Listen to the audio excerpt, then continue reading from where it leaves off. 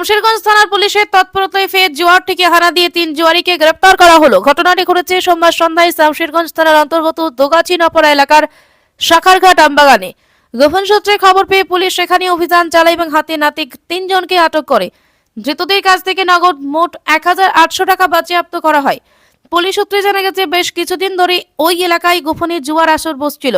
স্থানীয় বাসিন্দাদের অভিযোগের ভিত্তিতে সোমবার সন্ধ্যায় শামশেরগঞ্জ থানার একটি দল অভিযান চালিয়ে জুয়ার ঠেকটি ভেঙে দেয়। গ্রেপ্তার হওয়া 3 ব্যক্তির নাম মঞ্জুর শেখ, বয়স 53, বাড়ি শামশেরগঞ্জ থানার নপরা গ্রামে।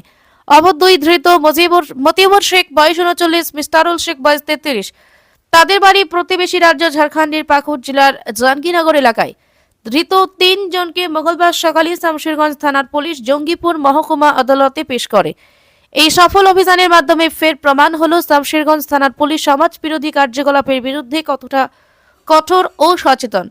বিশেষভাবে প্রশংসার দাবিদার শামশেরগঞ্জ থানার আইসি সুব্রত ঘোষ। তার নেতৃত্বেই থানার পুলিশ লাগাতার অভিযান চালিয়ে জুয়া, মদ, অন্যান্য বেআইনি কার্যকলাপের বিরুদ্ধে কড়া পদক্ষেপ নিচ্ছে।